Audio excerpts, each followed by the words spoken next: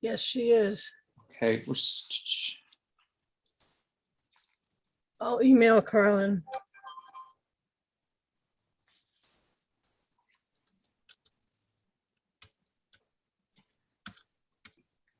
good afternoon, everyone. It's Friday, April 30th, 1:51 p.m. This is Senate Education. We are going to be returning to the floor at 4. We certainly, I don't plan on having us here that long. There are really two areas of focus, H106, continuing our work on, as well as S16. I know that we also have H449 on our calendar, and that's something, if senators are interested in, we will return to after we finish our immediate work. That bill, again, is in government operations, and we will, but we'll continue our walkthrough if Ms. Wasserman has some time after she finishes her work there. Again, it's not in our possession. And then H101, I have scheduled a vote for, but I think I'm going to punt that until next week, just in case we need it for any other bills that might come back to us, or anything else we want to add. So with that, let's focus H106, Community Schools Bill. Just to give everybody an update on H106, I had a meeting this morning with the Pro Tem and others about this bill. We're hearing today from Ms. Finn, and we have Deputy Secretary Boucher back with us. I think Senator Perchlik also may have somebody that might come in next week, or at least he may touch base with a constituent on this bill. But we're looking at probably a Wednesday vote on this, given that we've been on the floor quite a bit. We haven't really had the time to continue our work on it. So that's the plan. So we'll hear from, again, Ms. Finn today, as well as Deputy Secretary, continue to make edits. We do have Senator Pearson coming in on Tuesday on this bill.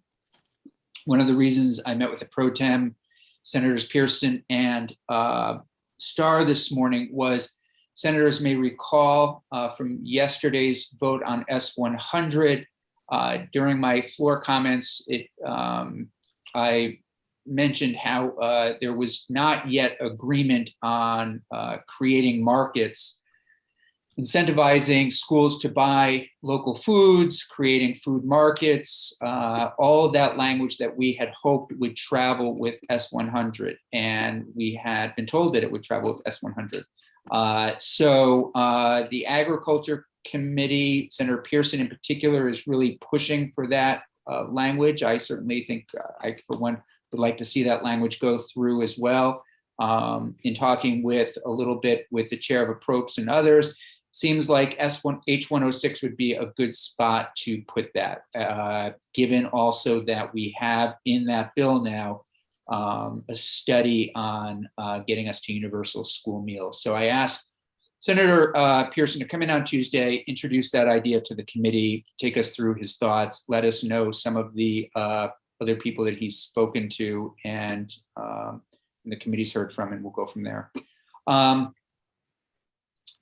And then Jim, H101, I did mention that we're going to punt that until next week because we may need it as a vehicle for other work. And so the one thing I'm going to ask you to do, if you don't mind, is can you do a title change to that? Right now it is there, the House's literacy bill, and it has language in there mostly around the State Board of Education. It's our diversity, and it's also some of the agreements that we've Secretary French and John Carroll have agreed to. Can you change that name for us? Just make it a more of a state board. I don't know. I did change the name already in the draft. Oh, great. Yeah. Terrific. Terrific. I did not see that on the agenda, so I thought that maybe it was the same. So To the very end of the amendment. great. Okay, terrific. So I appreciate that. We'll take a look. And do you want me to update 106 for Tuesday with that farm to school No, then? I think, I want to be respectful to the committee, of course, and the process. So I want the committee to hear from Senator Pearson first, and then we'll kind of see it where everybody falls. I, for one, am enthusiastic about getting that going. I think I do agree with people that 106 might be a good spot, but I'll leave that to the committee. I don't think there's anything to update. The only thing I would ask, if you do have time, if you wouldn't mind updating a little bit the, if it makes sense at all, and I'll look at it this weekend, is there any language that we should put in 106 that again ties food, ties nutrition, ties getting to universal school meals, connects it at all to the underlying 106 bill? I don't know the answer to that question, but if you could just take a look at it Okay. and see if there's anything there. Questions at this point? Comments? Okay, Ms. Finn, thank you for being with us. Thank you for your patience. You just heard that, and as you and I have spoken, we are in the final lap or close to it of the session. You did send us a lot of suggested changes. And I think perhaps the best way to do this is for us to take about 15 or 20 minutes and have you take us through some of these changes, and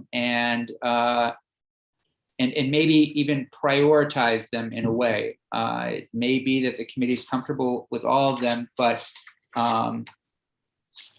let's start with a little bit of a walkthrough, if you would. Sure. Can you, can everybody see the recommendations? They were emailed to us. Or they're Yeah, on so if I'm looking at them, I can just point out where we are, where I am in them. Yep, we have Okay. a date, April 22nd, 2021. Yes. Yeah. And we made adjustments based on we hope the most recent draft, 3.1. I have it right here, 3.1, yes. Okay, wonderful. And I'm seeing things in yellow and red. Yes. Yeah, okay. Okay. And can I give just a little bit of background before I go into that? Okay, thank you. So for the record, my name is Carlin Finn. I'm a senior policy associate with Voices for Vermont's Children. And I'm here on behalf of, and I think Deborah Lisi Baker testified to this on Wednesday, on behalf of the Vermont Education Equity Project, the members who have all contributed to these suggestions. And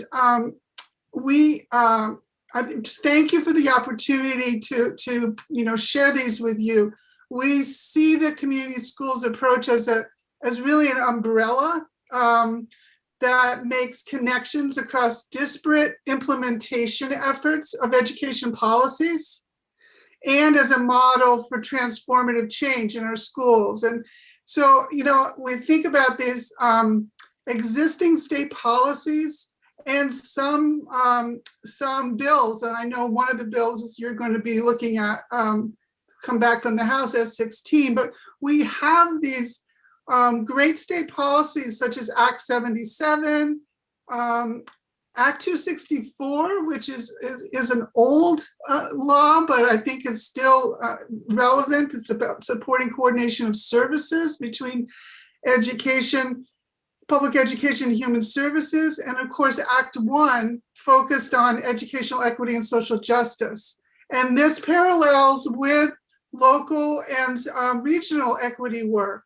So this community school framework can really be a catalyst for building partnerships to address significant needs and challenges, which the bill really digs into, and be steeped in equity and a commitment to systems change.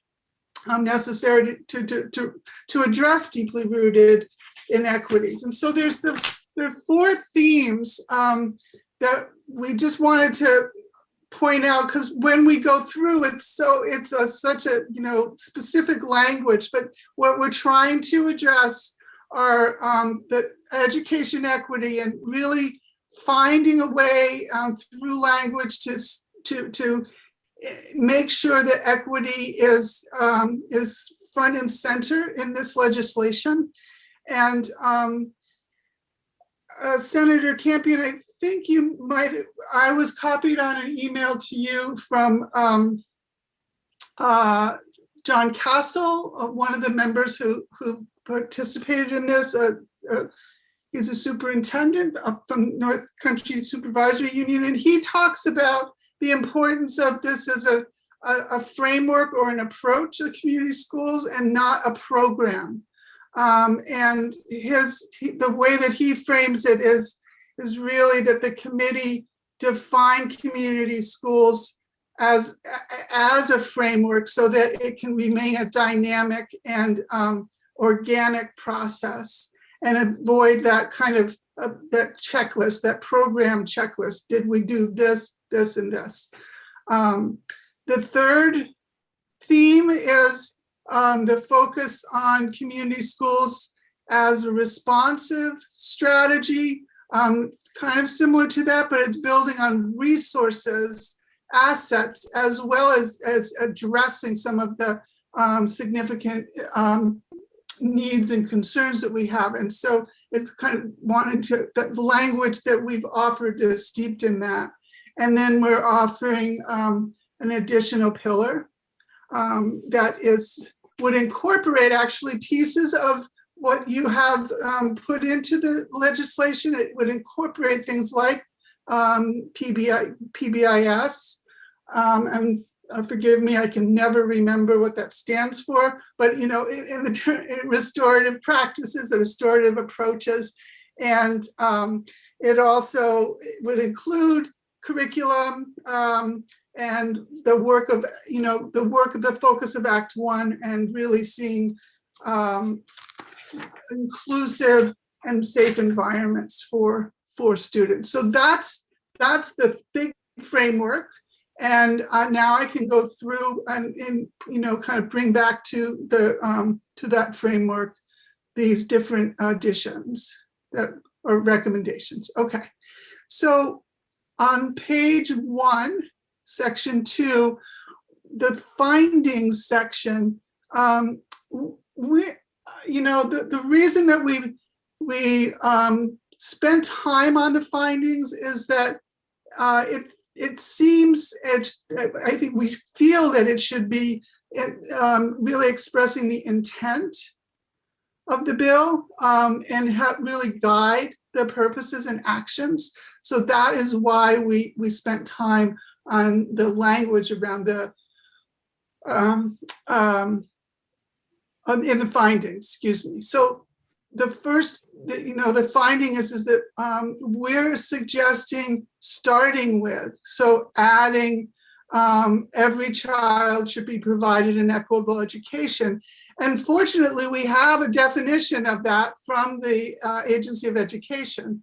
And there are the AOE and others have done some really important work on defining and thinking about what that means, education equity or equitable education. And here it's as defined as access to the resources, opportunities, and educational rigor they need.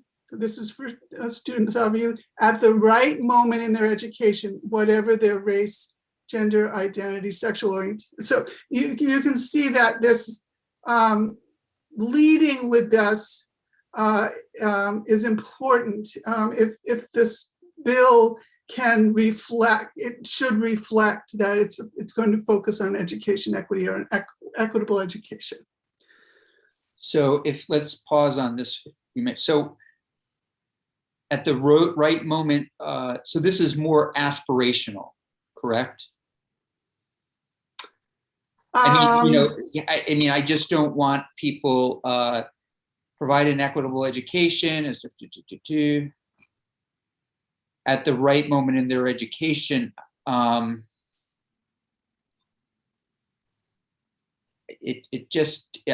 worried, and actually we have Deputy Secretary Boucher here, if we might have a conversation about these, because we were hoping you would weigh in general. Would you mind commenting on that? Yes, certainly, Mr. Chair. For the record, Heather Boucher, Deputy Secretary for Education. It's whether it's aspirational or not, it is the definition of educational equity. Ms. Finn is completely correct. So this is the definition that the state agency uses when making decisions pertaining to programs that we support, and it's certainly the definition that we hold districts and schools to. So we appreciate you're the coherence, actually. So you're good with us adding that? Yes, we appreciate okay. the improvement in terms of coherence. Very helpful. Senator Perschlick. Thank you. I just wondered about the bolded language. Is that part of the definition, or was that added? Because this is adapted from the whole, my understanding is, and I don't have it right in front of me, but I've reviewed the written testimony that Ms. Finn put forth, is my understanding is the entire bolded section is the Agency of Education's language. And Ms. Finn can correct me if I'm wrong, but I think it is. So yes, that is the definition that we use. Only the delineations of the children are like race, gender, all those are bolded. So I just wondered if that was added, because if we delineate all the different groups, when we say every child, and then we say, here are all the delineations, if we happen to have missed one, does that mean they're not included? And so on the second finding, we say every child, but we don't list out all the groups. So my understanding is that sorry, Senator Perch, like I have a habit of pretending that we're in person, and I'm French Canadian. And so from a big family. And so I interrupt a lot, and I apologize for that. As I think Mr. Chair knows, because I've done it before in this committee, and I apologize. My understanding is that our language is not exclusive of those, and that's not something that we would be supportive of. So I'd want to, I guess, then check that language. I think it might say including, but including the categories of. And it's a pretty comprehensive list. So yes, there can always be another categorization, certainly. But I think we went really, really broad in terms of the agency's categorizations. It's just a thought, I guess, that if we say every child, it would include everybody. So we're not disincluding anybody there. Then do we have to, or should we list as them out every time we talk about every child? So like in the second finding, we say every child, but we don't say whatever their race, gender, and everything else. So that's my only, it's just a question for thought. I'm not opposed to it's a great question. Yeah. Senator or Deputy Secretary Boucher. Sure. So this is something that we do a lot in education. So of course we want the best outcomes for all students, but we're calling out this equity piece because we want to make sure that students who fall into at least these categories have special attention given their marginally underserved status. So we don't actually see those as mutually exclusive, and we don't, we think it's okay to have both, and we don't think that saying all certainly doesn't exclude historically underserved youth, and we don't think when we want to actually speak about some of the particular challenges and barriers that historically marginalized youth experience, that it somehow diminishes a focus on all students. We think that there's room at the table for both of those perspectives. Senator Hooker. And I think that, we're referring to this list list or similar lists in a lot of the legislation that we've been doing this year, and it is a focus. And also, I think that where it says whatever their race, color, and I think that makes it more inclusive. What? Senator Perslick, did you want to follow up? No, that's fine. I mean, I agree with the goal if we're trying to Yeah. highlight those that have been suffering from inequitable education. But the way I read the list, it was just trying to.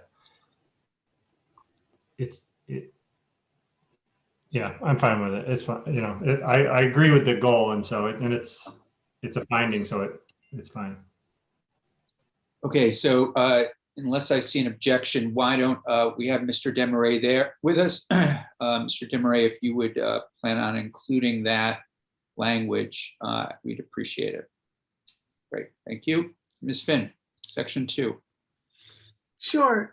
We added our public schools. So this is just to, what we were thinking about is that, excuse me, that our schools, when we're talking about community schools, and we're really talking about building and rebuilding around the community school model, that we recognize that they're, number one, that it's a dynamic process.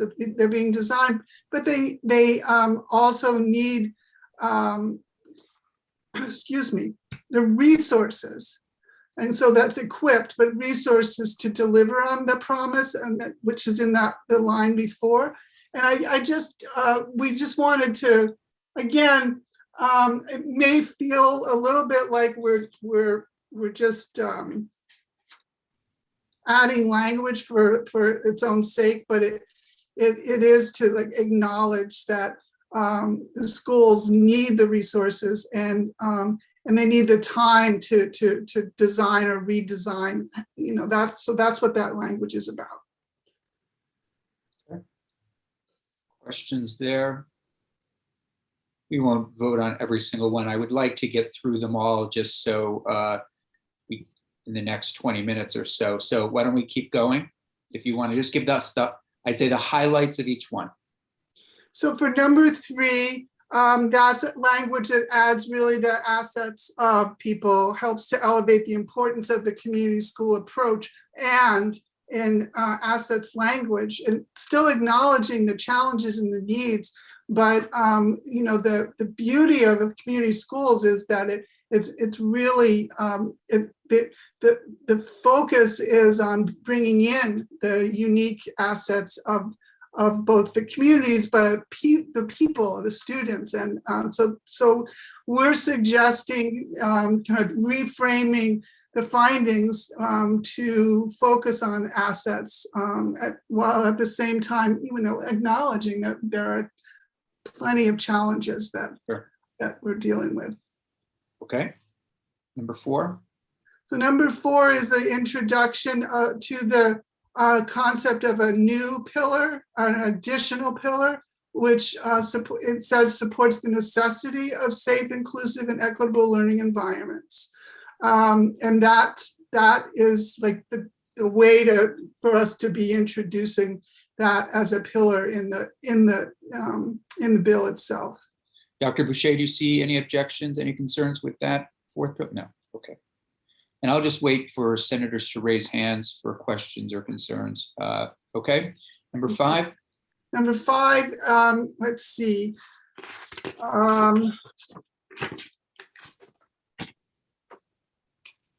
This is a change, again, to focus on, one of the folks raised the issue of instead of focusing on the gaps, you know, is to focus on the systems issues that get to those, like, to achievement gaps. And that's reducing the systemic racial and economic injustices and inequities is how we framed that. So it's just a, you know, it's another way of acknowledging that there are achievement gaps and other challenges, but it's, you know, saying we're committed in this work to getting at the root of those those challenges. Great. I'm looking at number 7, additional findings on page 3. So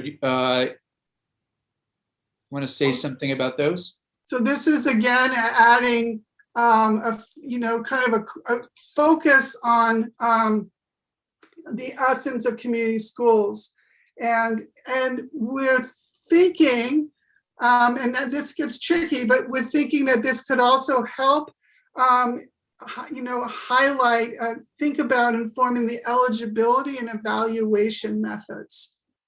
So it's describing community schools in a way where I'm not sure exactly how to do this. I'm definitely not an evaluator, but as just a way to start thinking about how the AOE is going to determine who is eligible. And so this, just put that in the findings as a step toward that, perhaps.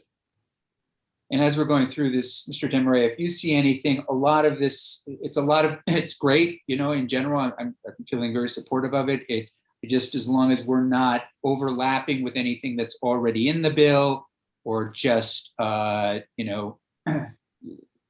just something I think for our Ledge Council to keep an eye on, and certainly Dr. Boucher, as we go through this, any concerns. Okay, turning to the purpose. So this is where we're suggesting taking out the word program. It's essentially, taking out the word program and just identifying this as a implementation of community schools.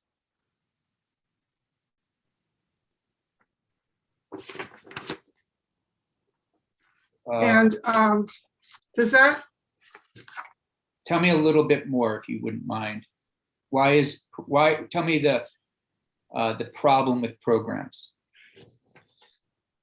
Let's see how.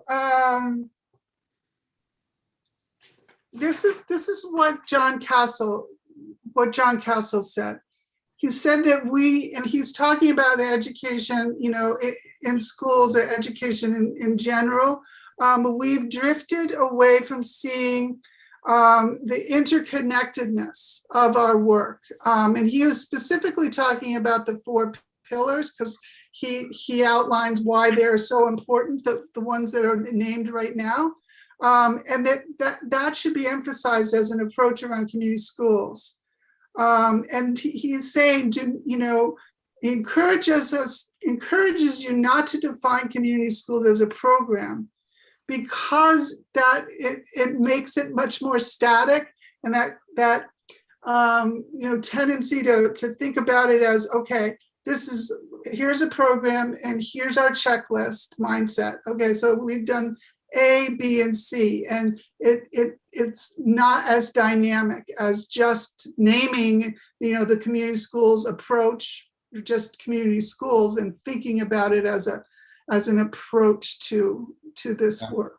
I'm personally fine with keeping programs in. I think to me, it makes, there are programs that are going to come from community schools, and these programs are going to, are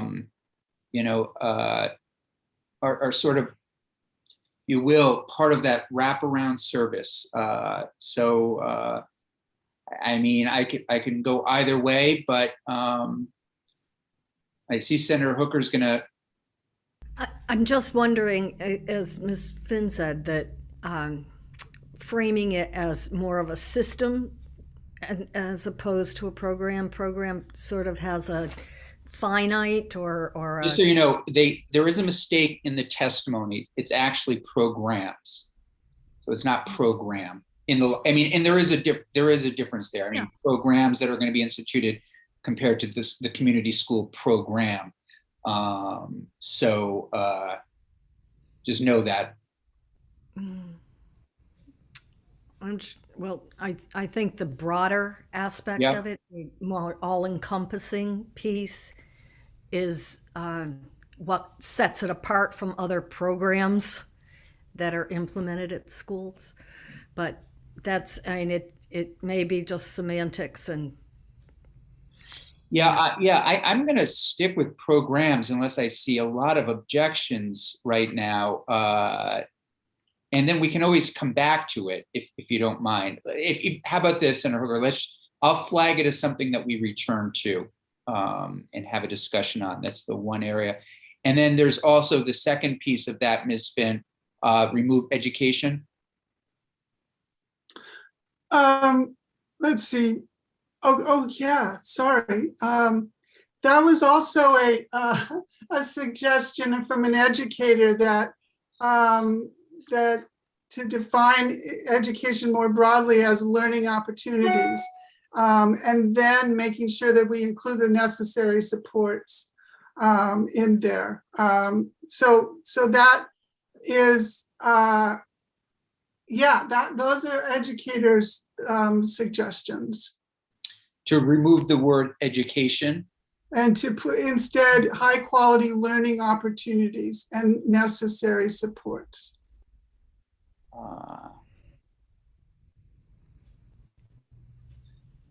Elimination of community school programs that provide students with equitable access to high quality learning opportunities and necessary supports that create a task force on universals. And then why do you have universal school lunch there? Because that's what was the new, yeah. There, I see it now. I see it now. Thank you.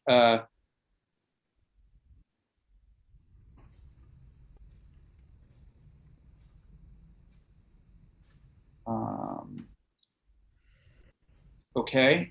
I mean, I'm okay with it.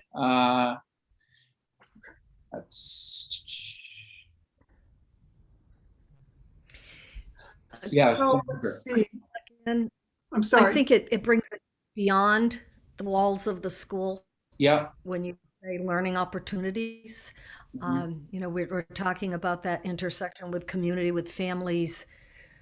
So you can learn in many different situations. So when we think of education in this context, you know, in the context of a school, there, I think it has a different meaning. So maybe the learning opportunities sort of opens it up more. Yeah, I feel like it does. Senator Perchlik? I don't know if there's a real definition between the two, delineation between the two words, but in the, you know, in the findings, we talk about equitable education, not equitable learning opportunities. So I don't know if it matters. So I go either way. I don't care really, but I just wondered if there is a definitional difference, should we keep education? Because we're talking about that in findings. Mr. Desmarais, do we keep education, or do we any thoughts? Well, only thought is whatever you do, it should be consistent. Okay. I'm not sure. I'm not sure many of these are making huge, big changes in the bill itself. I'll be honest. I mean, these are language. You know, I don't see the bill passed with some of these without them. I'm thinking they're maybe a little bit more holistic, a little bit more, you know, some added language. I'll be honest, Ms. Finn, I don't see these as huge game changers, if you will, overall. Let's again, I'll flag this, but let's keep it education for now, and we'll keep programs in for now, and then we can always come back. So let's continue on to the section 2A, since we're going to keep programs in for now. So beyond the next section of red into yellow, where it says add to integrated community supports. Yes, and this is language that really is meant to elevate what young people bring, and it's very specific. I know it's a lot of additional language, but the bill, the hope is that we're really seeing community schools through this lens of what young people bring, what the capacity of students and families offer their schools.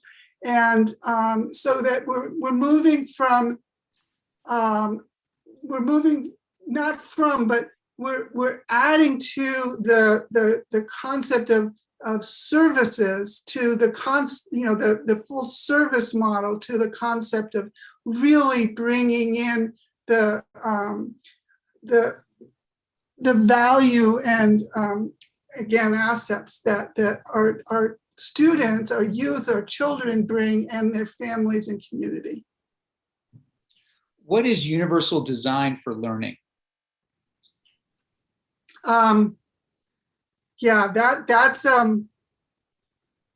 is a particular, that's a really good question. That is a particular approach to curriculum that allows for different ways of learning, make sure that students with or young people who with different learning ability are kind of included, and there's a focus there on, particularly on like linguistic, it says cultural and linguistic diversity.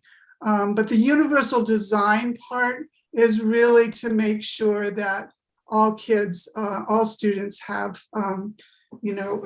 access to the learning, the teaching and learning that's going on.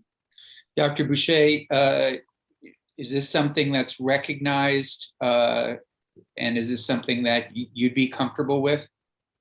It feels like policy language, and we don't want to make any decisions without consulting you.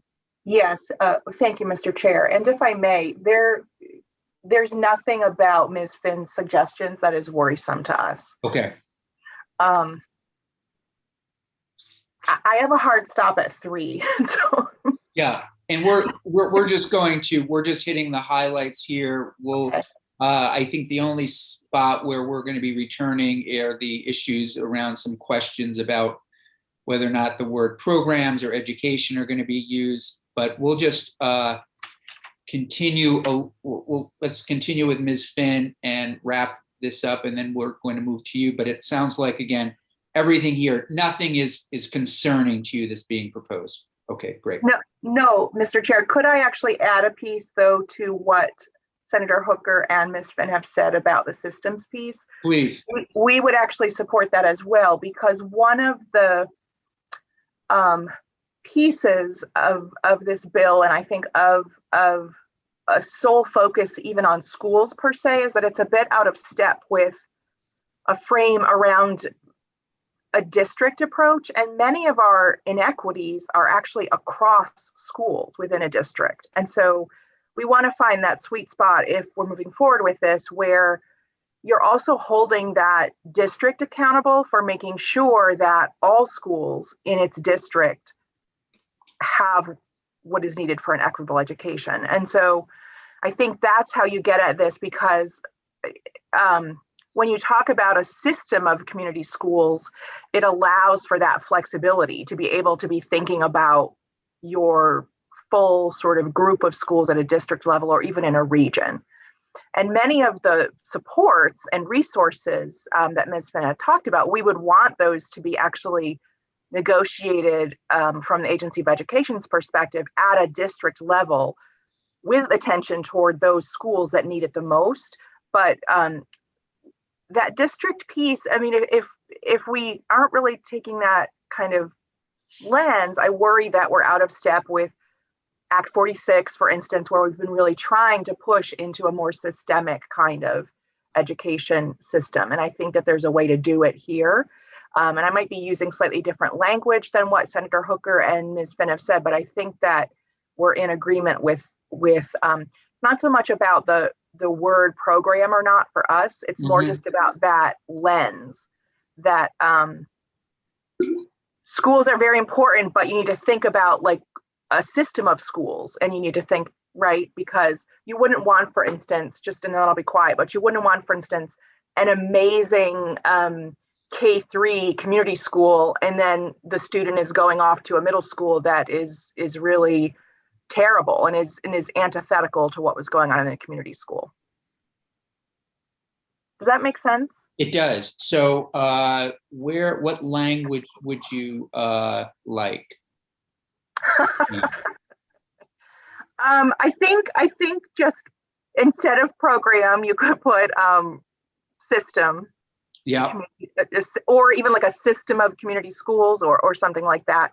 Okay. I think it's baked into the logistics in some sense, because the districts are who has to actually apply for the money. But I do think it warrants, just some tweaking of language, and I can take a look at it over the weekend. And if I see any places that are quick fixes, I can get that back to you. For the record, we're still not in full support because of the timing, but I'm realizing that this is I understand that. Yeah. This is a train we've lost, and it's moving forward. So now that's something we're going to continue to have a conversation with you on. Yeah. And I do need to just interrupt for one moment. Senator Perchlik, great news. Senate Appropriations would like to see you on H426, if you don't mind. I'm going to send you a Zoom link right now. If you don't mind, Okay. is that Going okay? over there right now?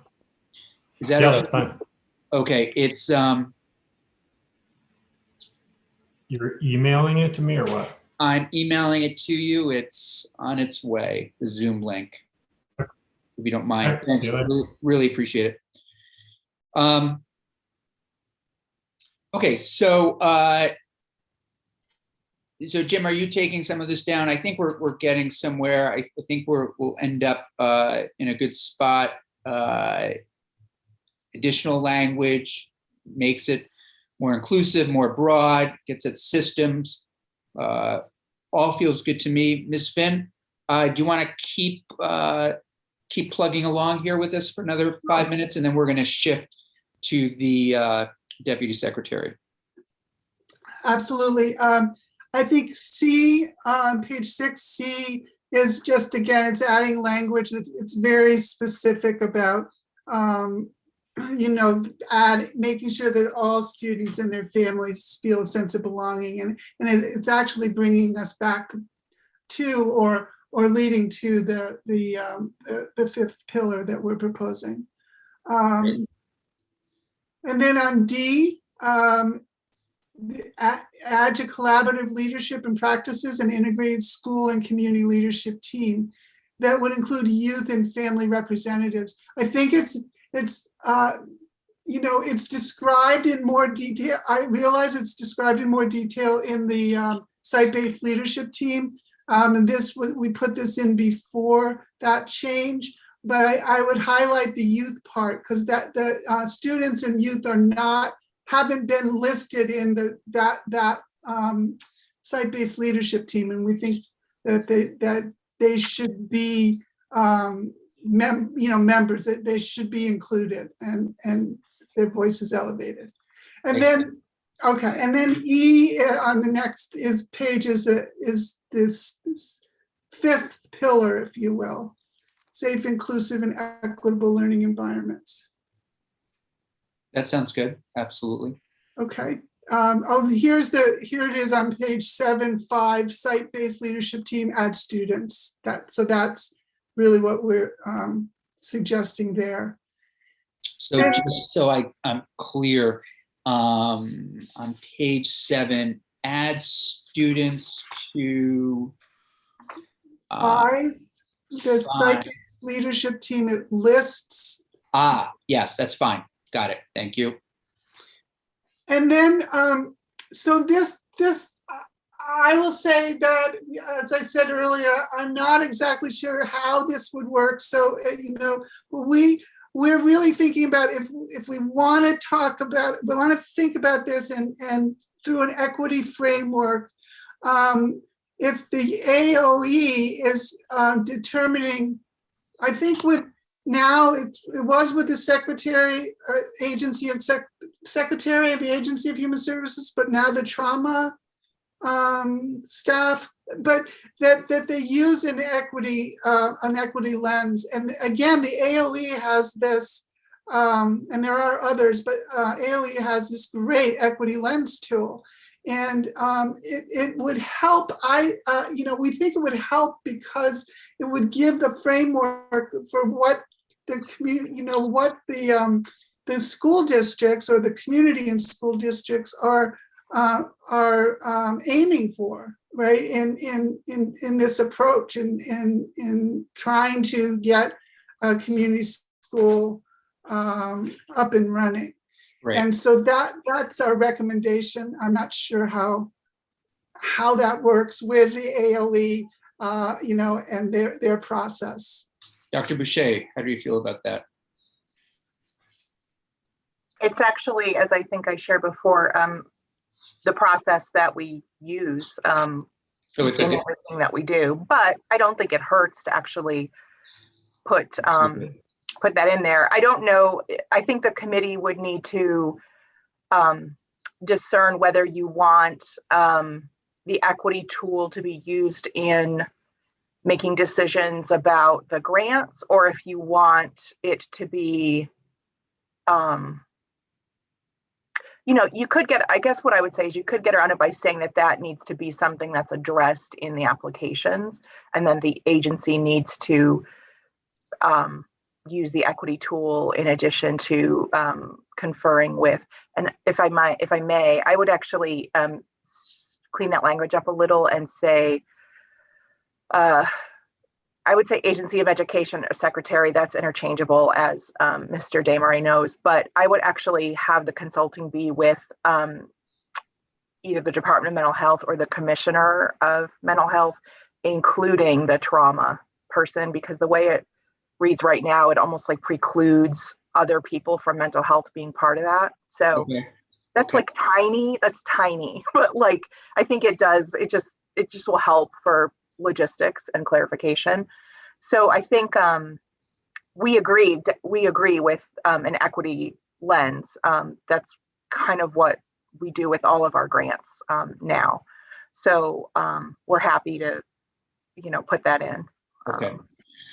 And we'll, again, with all these additions, most of which I think sound more than fine. And the more I read into them, some of them will shift this, I think, and make things stronger and clearer and more comprehensive. So thank you, Ms. Finn. I think what we'll end up doing is, Jim, you have enough to go on right now. There really aren't, I'm now going to, draw a line in the sand over programs and things like that, but let's keep them in there for now, programs and the word education. And then we can look at them again in a new copy when we come back to this on as a committee on Tuesday. Okay, yeah. Thank you so much. Thank you, Ms. Finn. I appreciate it. Committee, so we have Secretary Boucher with us for another 20 minutes. Senators have hopefully had an opportunity to just review again H106, the community schools bill.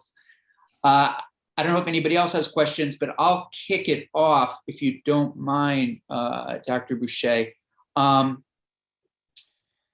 A couple of things that you've raised, I just want to go back to so that we can have the best information and before we make some decisions. One of them is the question of the funding. You've pointed out, as has the chair of House said a few times in other conversations, all these schools, and we all know schools are getting a lot of money.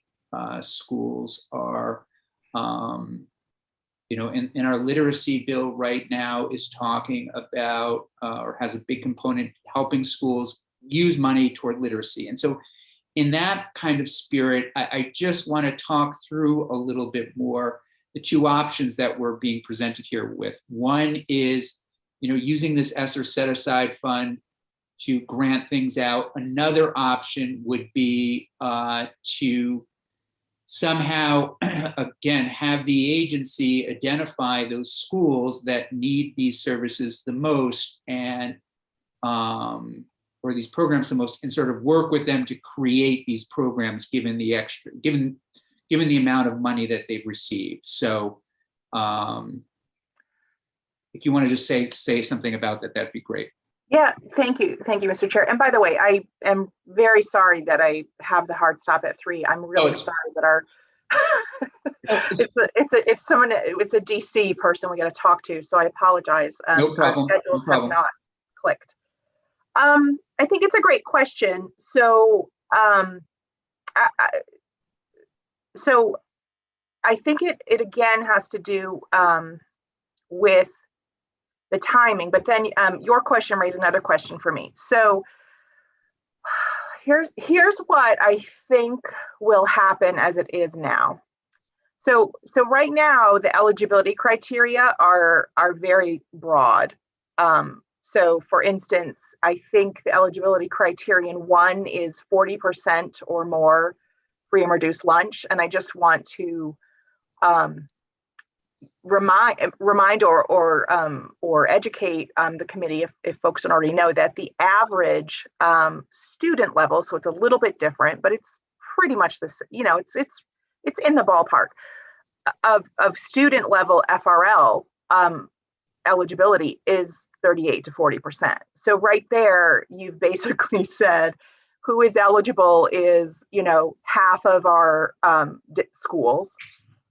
And then you've said eligibility criterion 2 is comprehensive or equity supports. So comprehensive supports, I think, works if we're talking, if what the committee would like is a more targeted outreach to schools, because those are the bottom 5%, if you will, in terms of our SS state plan. So in terms of academic achievement and the rest of our education quality standards. Equity, though, identification for equity supports is a very big list as well of our schools, because we're not doing a great job, as we all know, around issues of equity with our historically marginalized students, which is why we're having a lot of these conversations.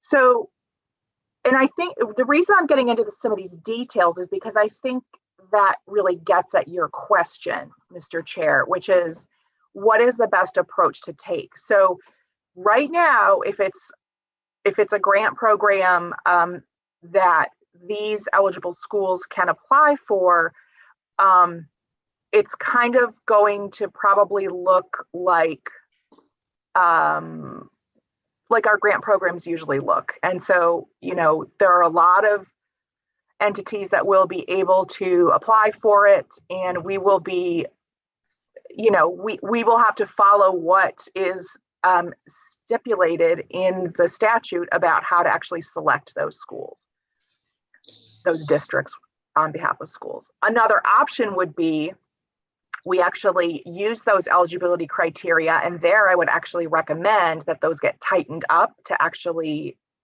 come up with a smaller subset of schools, districts and schools. And we could do outreach to them to say, here's this community school initiative. There you go, initiative instead of program. Here's what community schools are. Here are the supports you can have.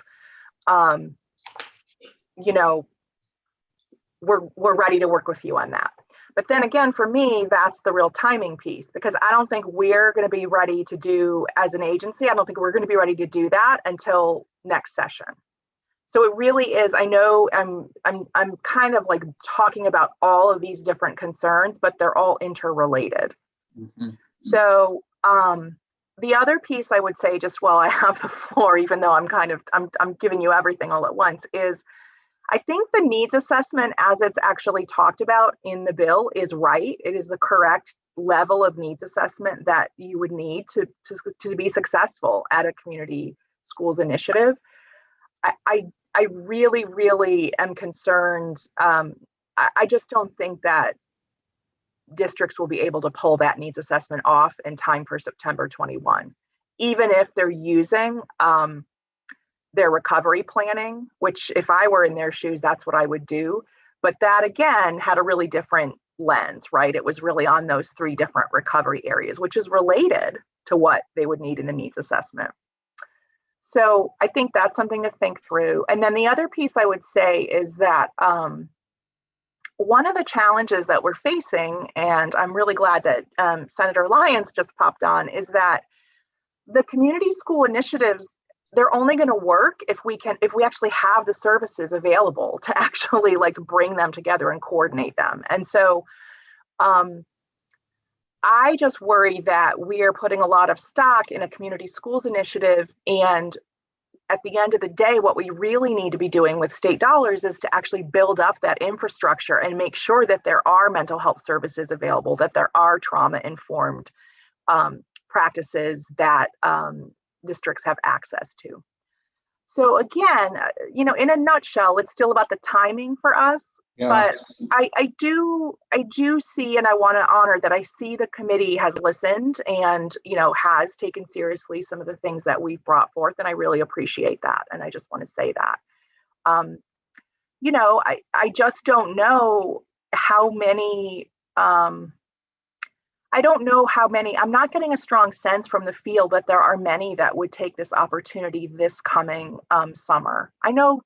I think Superintendent Castle would, and I think I've spoken with him actually.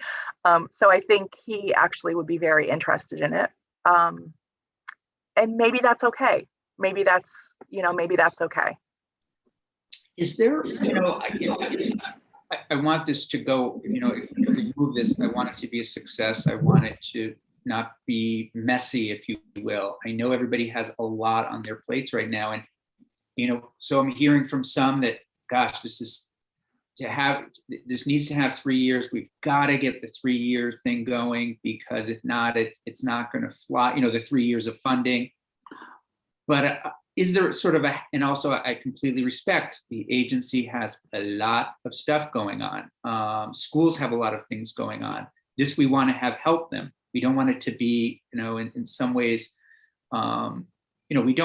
we don't want just 2 schools to apply. I mean, we can arrange it so that, the 2 schools that are interested can move forward without even this going forward right now. But is there a happy medium in this, Dr. Boucher? In other words, could we say that these assessments are due, because I tend to, I share your concern here. September is right around the corner. Schools, some are just transitioning back, all these things. Could we say that they're due in January? Does that make a difference in any way, where say they're due in January instead of the following September, it just gives an extra, teachers are back, people are having meetings, people have an opportunity to sort of see what is in action in their schools and kind of go from there. I don't know. Can I jump in and clarify a few points? Yeah, please. Yeah. First of all, it's not a grant program as written. So there's no application, not a grant program. Yeah. Basically, the agency is empowered to make determinations of how the funds are used. Second, the needs assessment isn't by September 1. It's what? The needs assessment is not due by September 1. It's the first year of grant funding is used to do the needs assessment. So you have the whole year under this language to do the needs assessment. I think that needs to Thank you for that. I think that needs to be clarified, because my understanding when I read this was similar to Senator Campion's. So, because one of the suggestions I was going to have was to actually really call out that the first year is for planning. I mean, that would really get at this issue. We do, so I think the distinction might be whether this is a grant competition versus a grant. Like, we have to actually give them a grant to give them the dollars. So there's a little bit of, we can't just give them a check. Like, that's not how state dollars work. So we do have to award them a grant. I think perhaps, Mr. Desmarais, what you're talking about is it's not set up right now to be a competitive grant program, that there would be selected schools, although I think that that's not clear in terms of how it's written right now, that there would be a particular subset of schools that would automatically qualify for these funds. And as I just said in my testimony, the way the eligibility criteria are set right now, that would it would basically be, probably 75% of districts and schools, which there's not enough for them to all have $110 million by 3 years, even if we took the entire set aside. Can I just mention that the eligibility is wide? That's true. But there was language added in the last draft about how the agency is to select the recipient. And that's on page 8 of the bill. And I'll just read it. It's a sentence. It says, in determining which eligible recipients shall receive funding, the secretary shall take into account relative need based on the extent to which community school program services are needed and the extent to which the eligible recipient seeks to offer them. So it's not, there's some other criteria here as well in the bill. So that is for us hugely broad, and we would need to have some indication from the committee about like how does the committee define need? Like what? I'm not talking specifically, just at a conceptual level. So, for instance, as an example, would need be proposals or schools that are documenting that they have a significant need for trauma-informed practices, and that's why they're looking for a community schools adventure. Would need be based on population demographics, or just to throw this out as one example, emergency, it's right in the news right now, right? But like waiting lists in emergency rooms for getting youth mental health services. Would it be based on proportion of population that is not getting dental care? It's so huge that we would need some, I would request that we have guidance then from the General Assembly on like, what are the parameters around need that the committee wants us to use. Does that make sense? Because just to say need is so broad. And I guess I was thinking that an easier way to do that would be to restrict the eligibility criteria from the get-go. And then just do kind of like, here's the money. Yes, you have to apply because you have to say what you're going to do with the money, and you need to have a report due at the end of the granting period, but it's not really a review. We have many grants like that where there's not a review. It's not a competition, in other words. I hope this is making sense to folks. It is. It's maybe one of the things that would be helpful, Jim, just to review for the committee, if the bill were to go into effect as written right now, you would just take us through what schools would have to do the first year, the second year, and third year. Okay. In that interaction with AOE. Yeah.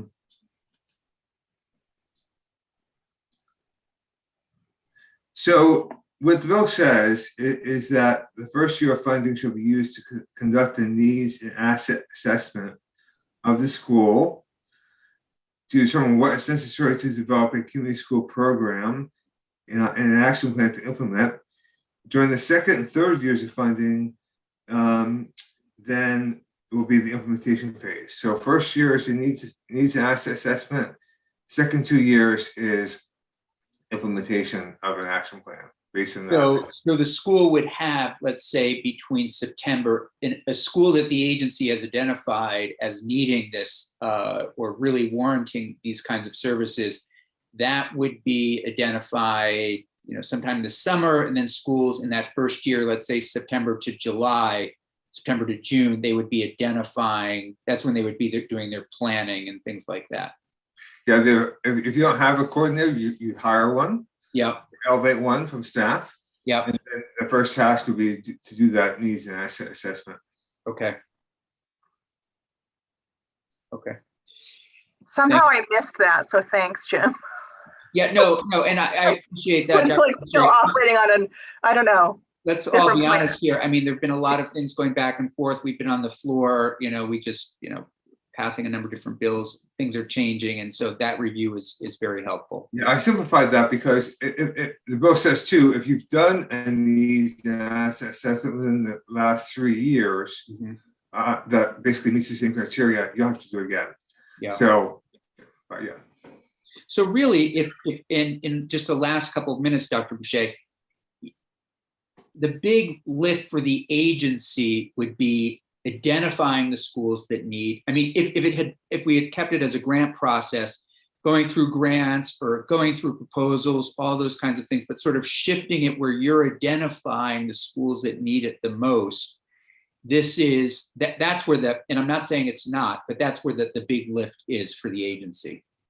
But it's not a big lift. I mean, and again, I'm going to go back to so it would be a big lift right now. Yeah. Because basically, with minimal hyperbole, every school is probably going to be able to be eligible for this. And so then it kind of becomes, okay, so then we have to craft some way to select them. And that's kind of where I was saying, like, we need some guidance on that. Yeah. So if we can actually, or if the committee can actually maybe take a minute to think about who do you want to get these funds, and think about the eligibility criteria that way, I think that would be a much more palatable lift for us. All right, that sounds great. That sounds like that would leave us in a good spot. So for Tuesday, and I know there are people watching this who are really dedicated to this bill, I can work with folks over the weekend and bring it to the committee on Tuesday and say, hey, this would tighten the criteria that we would give to the agency. So as Dr. Boucher is saying, instead of looking at all of the schools or half of the schools in the state, basically, we could narrow it down, and that would, just make sense on a lot of different levels. And I think that's a great spot to leave this. Mr. Desmarais. Just to clarify before Ms. Boucher leaves, I think you mentioned that you get a lot more schools when you include equity supports. So if we took it to be the schools with 40% more of poverty and comprehensive supports, would that be narrow enough? If it was absolutely, because then it would probably be pretty, not solely, but pretty mutually exclusive. So I didn't bring that up because I do really want to honor the equity work that needs to be done in our state. And you certainly just heard that from Ms. Finn. Yeah. So logistically, yes, if you remove that as a criterion, it would absolutely shrink that pool. I still, though, think that setting the free and reduced lunch at the average, about the average free and reduced lunch percentage is not the way to go. I think you can actually, say something. I mean, for instance, comprehensive is the 5%. I'm not sure you would want to actually completely make the top 5% proportions of free and reduced lunch in the state, because that might be too restrictive, but you could say the top quarter.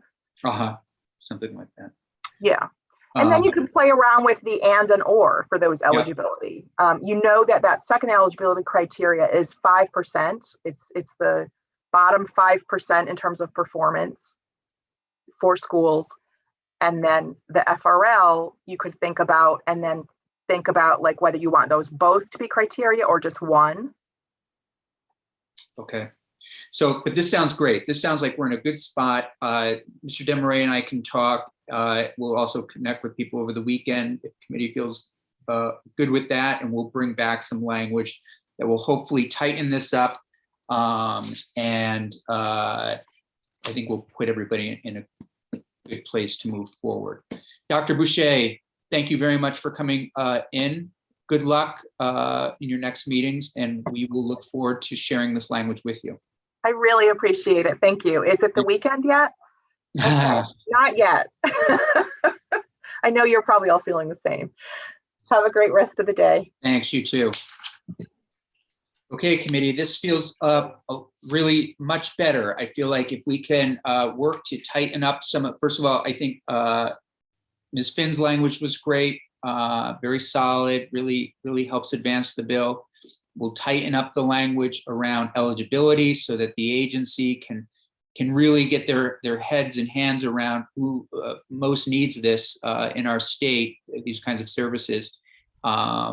And I think that's a win-win. And then Senator Perchlik, I would still like your witness, if you'd be so kind to come in on Tuesday, probably, to weigh in on this next draft of a bill. Please go ahead.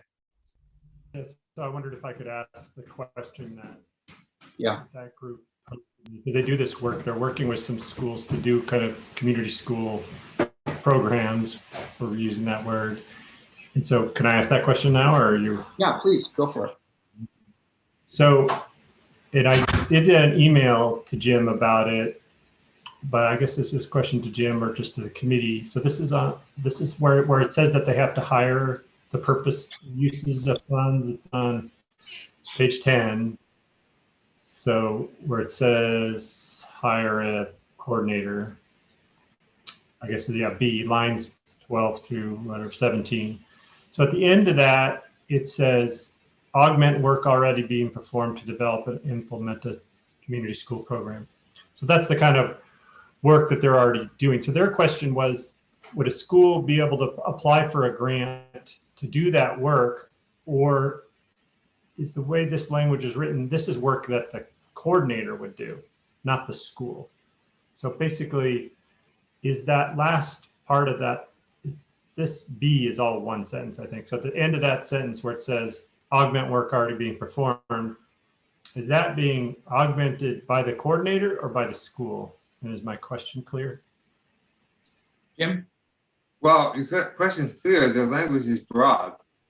It doesn't limit it to being done by the school or just by the coordinator. It's just the augment work being done. And augment's a very broad word. So I'm not sure if that answers your question, but that's how I would read it. So the other stuff in here isn't stuff that the coordinator does, because it says hire community coordinator, then develop and implement a community school program.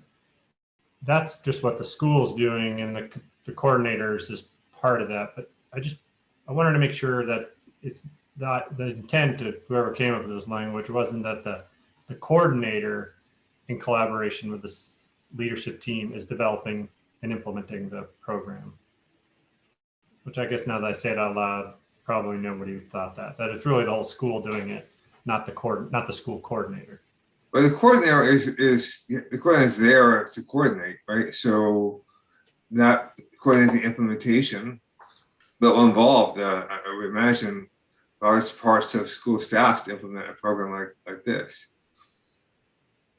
Senator Perchlik, are you concerned that not everybody, that the process may in some way not be as inclusive, or? Yeah, the concern was, like, some schools are already doing this kind of work. They haven't hired a coordinator, and I guess I don't know if they care if they hire a coordinator or not, but I guess they wouldn't want to. They're doing this work kind of as nonprofits consulting to the school almost. Okay. And they're wondering, is it now only the coordinator can do that work, or could the school still, team up with these nonprofits that are supporting them and use the grant money to do that? Oh, I see. Okay. That's a great question. So you're saying, yeah. Okay, go ahead, Jim. I didn't appreciate that angle of your question, so I appreciate the explanation. So this language just say you have to hire one, or designate one from. So it doesn't contemplate having a consultant doing this work. It envisions it being embedded in the school as an employee. Right. So, like, when it says anything that's in collaboration with the site-based leadership team, that's not the school, that's the coordinator. And so that is this. Hey, we're augmenting work already being performed. Yeah. The coordinator will work in collaboration with the site-based leadership team. Correct. Yeah. Senator Perchlik, are you? Go ahead. Yeah. Well, I was just gonna say, maybe. Sorry. No, you go first, please. Maybe it's broad enough to where, because this whole section is what the school uses the funds for. So I'm sure as long as they hire a coordinator, if they had other money to work with, others, the way I read it, that the school could use that money. They still have to hire a coordinator, but with the coordinator and the site-based leadership team, if they wanted to work with a nonprofit that helps schools. Yeah, nothing that precludes that in this bill. Yeah. Yeah, and the other thing that's included or excluded. Just so you know, Senator Pershlik, I don't know if you have a bad connection, but you're pausing you're freezing periodically. So Jim said it doesn't, nothing precludes that from happening in this bill. Did you hear that, Peter? But what I'm interested in is, for example, the agency a lot of times will contract things out. Are you looking, Senator Pershlik, for a nonprofit, for a school to be able to just basically maybe not hire a coordinator because it doesn't work for them and work in another way through another organization? Or do you want to, or are you not trying to alter the coordinator role and hire? I think hiring a coordinator makes sense. I don't know what others might think, but it seems like our testimony is pretty clear that a coordinator is essential.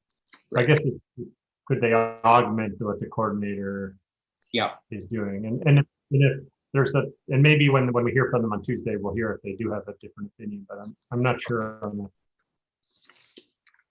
Yes, I am unstable today. Okay. You're not, but your internet is. Okay. I think we're getting somewhere. I think by Tuesday, we'll have some additional language to tighten this up and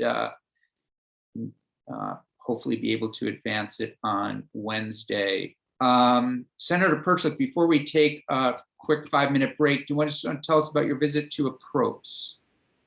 Yeah, they had a lot of questions. I wasn't really ready for the details of the bill. I couldn't remember it, even though it had been that long. But they voted school construction.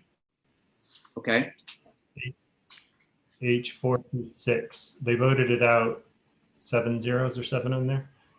So they were, and they're going to take our amendment and swap out that section with our language. They had a lot of questions about the inventory and the assessment and when they were being done and who was doing them and how much they cost and what exactly was included. And when I came in, they had a question. They had a whole discussion about radon. They didn't ask me about that, but they had a lot of questions. But in the end, I just said you can read the language, but they passed it out. Great. Thank you for that. And I do believe we may be seeing an amendment on radon next week. So I don't know if Senator Pearson has been in contact with you. So we may be seeing that, which would be good to advance. Okay, committee, let's come back at 3:15 and go through S16 and possibly wrap after that.